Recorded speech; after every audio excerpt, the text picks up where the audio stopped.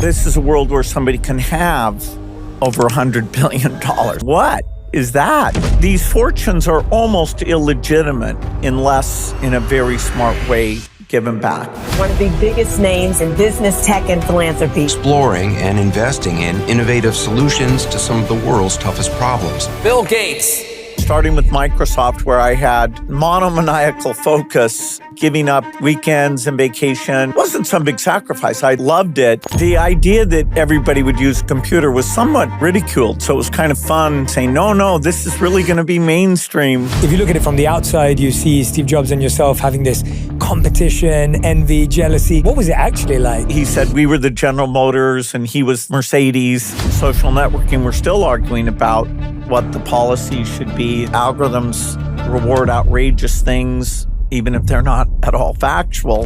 I've always underestimated how incredible my father was. He would say, hey, I'm sorry I worked so hard. And I'd say, no, that was fine. I feel lucky that he lived as long as he did. It brings tears to my eyes because he was incredible. Do you remember one of the final conversations you had with him? The #1 health and wellness podcast. Jay Shetty. Jay Shetty. The one, the only Jay Shetty. There's so much conversation today, I feel, about work-life balance. Do you think that that sacrifice and that dedicated time was necessary for the levels of success, or would it have been possible in another way? No, I think for Microsoft to be successful, even though we were the first, we had a broader concept of software than the other companies, we needed to be what I would call hardcore. And, in that case, the work is what I want to do. It's not like, oh God, I've got to earn a little bit more money. It's, this is the thing that throughout my childhood, I was so lucky, because of my parents and some early friends, the school I went to, I had these exposures to computers that were very rare. And so I had, all these thousands of hours of programming experience and great feedback on, okay, how do you do it better from the very best adults? I got to see what was coming. And the idea of being part of making that real, I woke up and said, okay, I'd love to get to work. My younger self could stay in, days at a time. I don't do that now. But then it was just in no way a hardship. Because I felt we were part of something that would be very empowering. And, competitively, I wanted us to be the ones to make it happen. One of your favorite quotes that I've always loved is you've said, we overestimate what we can do in 1 year and we underestimate what we can do in 10 years. At the beginning, did you over or underestimate yourself? Well, people, when they would hear us say a computer on every desk and in every home running Microsoft software, they were like, you kids are really out of it. I mean, every desk, every home, what would people do with these things? But because the chips were improving exponentially, doubling every couple of years, it allowed us to think of the computing part as essentially being free.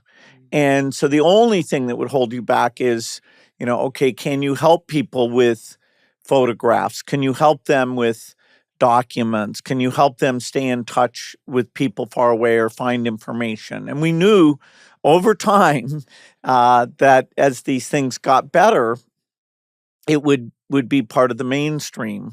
And so as people sort of came around to that, they were like, wow, whether it's at work or at home, this is just part of how people do things. And we wanted, to get it out to everyone, students everywhere, even in the countries that are low income. You mentioned your parents earlier, and when I was reading this book, I felt like they are such a big part of this book and the storytelling and the incredible experiences and memories.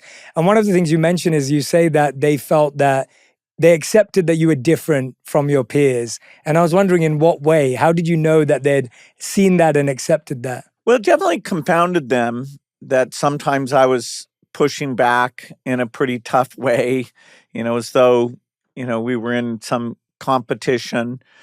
They would hear from teachers, and they were very good about staying in touch with my my teachers, some teachers would say this kid should be skipped ahead 1 or 2 grades. Some teachers would say this kid should be held back.